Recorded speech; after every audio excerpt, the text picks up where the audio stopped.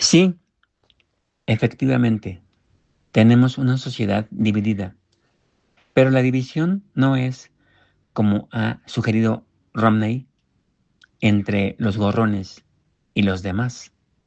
Más bien, la división es entre quienes, incluyendo muchos miembros del 1%, ven a Estados Unidos como una comunidad y se dan cuenta de que la única forma de lograr una prosperidad sostenida es que esa prosperidad sea compartida, y quienes no lo ven así, entre quienes sienten alguna empatía por los que no son tan afortunados como ellos y los que no.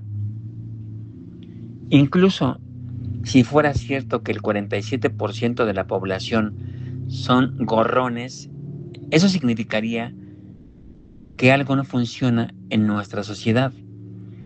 Toda sociedad tiene sus manzanas podridas, pero la mayoría de personas por naturaleza quieren aportar algo a sus comunidades, tener un trabajo que valga la pena, quieren trabajo decente.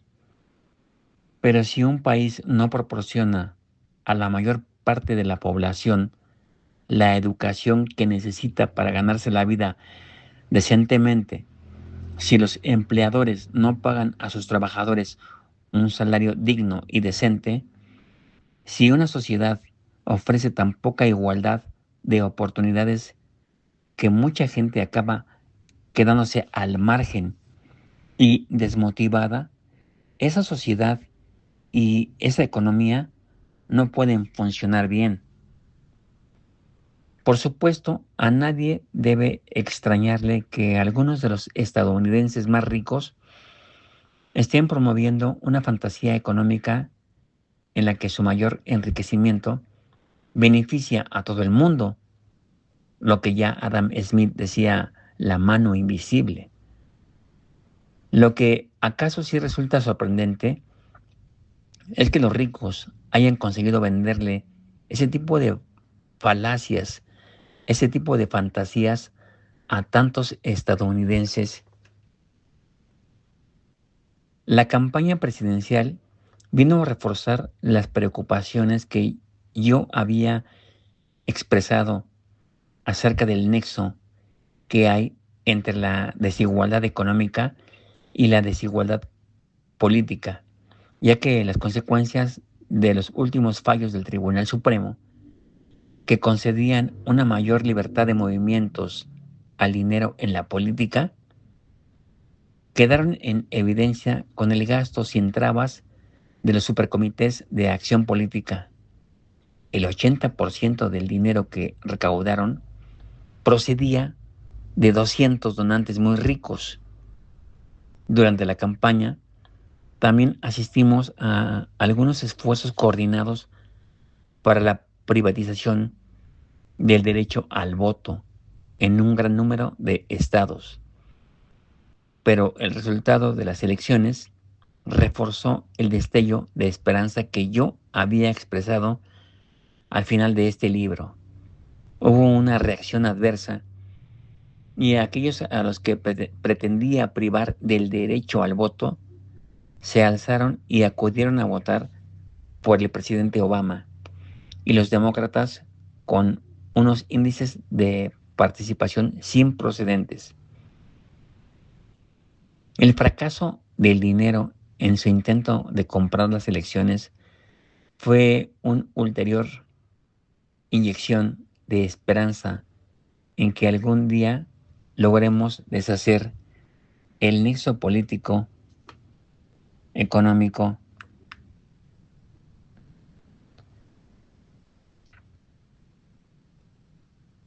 entre el dinero y la desigualdad. Durante el breve transcurrido desde el lanzamiento del libro en Estados Unidos, también se ha publicado en el Reino Unido y se ha traducido al francés, al alemán, al castellano, al japonés y al griego. Casi en todas partes existe una preocupación por el aumento brutal de la desigualdad, especialmente en la parte más alta. Casi por doquier, la crisis económica ha empeorado las cosas, sobre todo para las clases medias y bajas. Pero en cada país el debate se ha centrado en asuntos ligeramente diferentes. El Reino Unido, por ejemplo, tenía el dudoso honor de ser el mejor imitador del modelo estadounidense. Hace 30 años, la desigualdad en el Reino Unido estaba en la media de los países industrialmente avanzados, pero ahora solo lo supera Estados Unidos. Es posible que el sector financiero haya desempeñado un papel todavía más importante en la desigualdad británica que en Estados Unidos.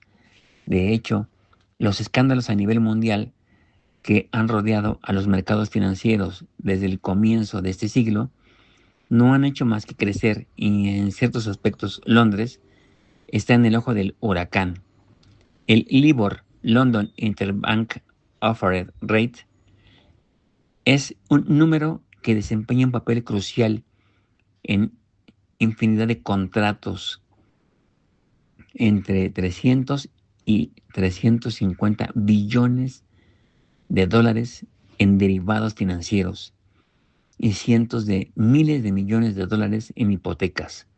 Al vincular el importe de los intereses al índice LIBOR, se permitía que se produjeran ajustes económicos a medida que los tipos de interés subían y bajaban.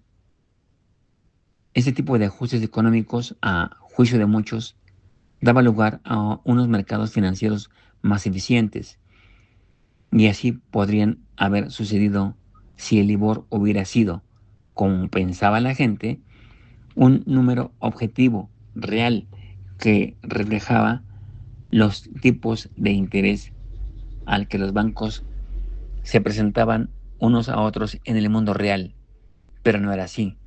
Tendría que haber resultado evidente cuando en 2007 los bancos dejaron de prestarse dinero entre ellos. Todos sabían que estaban en apuros, sabían que no eran realmente capaces de determinar el estado de sus propias cuentas, y mucho menos el estado de las cuentas de cualquier otro banco. Pero si ningún banco le estaba prestando dinero a otro, ¿qué dientes podía significar la expresión tipo de interés interbancario de Londres? Se trataba, hablando en plata, de una ficción, de un número inventado, de la que dependían gran parte de los mercados financieros de Occidente. De el libro El precio de la desigualdad, el 1% de la población tiene lo que el 99% necesita, del escritor estadounidense Premio Nobel Joseph Stiglitz, quien postula que el capitalismo y su fase, el neoliberalismo, han sido un fracaso histórico, ya que ha concentrado más la riqueza en unas pequeñas manos y grupos sociales, y ha creado una brutal desigualdad y pobreza para el resto del mundo. Julio del 2026. Mientras la pobreza baja en México y en Brasil, Javier Milei continúa aplicando de manera muy exitosa su plan de gobierno, solo que su objetivo es el contrario: aumentar la pobreza tanto como sea posible y concentrar la riqueza en manos de un puñado de empresarios cercanos al gobierno. Bajamos la pobreza a la mitad, ¿pero por qué? Porque le inyectamos a los argentinos más de 100.000 millones de dólares en el bolsillo. No tienen ni idea de lo que significa tomar mate todo el día. No tener para comer, madres que no comen en todo el día para poder darle un pedazo de pan a sus hijos. Van a tener que vivir la misma vida que vive el ciudadano común. Van a tener que vivir como viven los argentinos de bien. Se les acabó los privilegios, se acabó la joda, se acabó la joda, se acabaron los privilegios de la política, se acabó. Bueno, aquí estamos en La Bastilla, yendo para González Catán, Matanza. No puedo creer la cantidad de basura que hay, pero es increíble, hacía mucho que no veía tanta basura, no, es increíble. Yo soy de Néstor y de Cristina, Macri chao, Macri chao, Macri chao, chao, chao, por la patria yo doy la vida combatiendo al capital. La verdad que es impresionante ver la cantidad de gente en situación de calle, pidiendo plata. Gente casi totalmente zombificada caminando, que bueno, deja excremento en el medio de la calle literalmente. No, literalmente no, realmente. Mucha gente pidiendo plata, sin trabajo. Yo no sé qué dice este chabón que sacó no sé cuántos millones de la pobreza. Yo lo único que veo, cada vez más gente durmiendo en la calle. Hemos sacado de la pobreza 30% de la población, sacamos 15 millones de personas de la pobreza. Te digo, hoy en día en Argentina la pobreza es total. Si queda un 10% de población que puede vivir con sus ingresos, es un montón. La verdad, la situación está muy complicada. Nosotros estos 2 años nos hemos dedicado a poner en caja la economía. Miren toda la gente que hay para buscar un puesto de trabajo. Jalen esto. Toda esta gente con el currículum en la mano. Miren.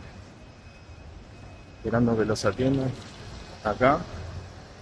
Ahí va la cola. Para ganar 600 lucas. La pregunta es, ¿y la humildad en dónde quedó? Señores, miren. Esta gente hay que buscar una solución, señores. Ellos no pueden estar así en la calle. Ellos tienen que buscarle un lugar donde estar, donde vivir. Wow, eso es terrible. Como ellos tienen que dormir en las calles.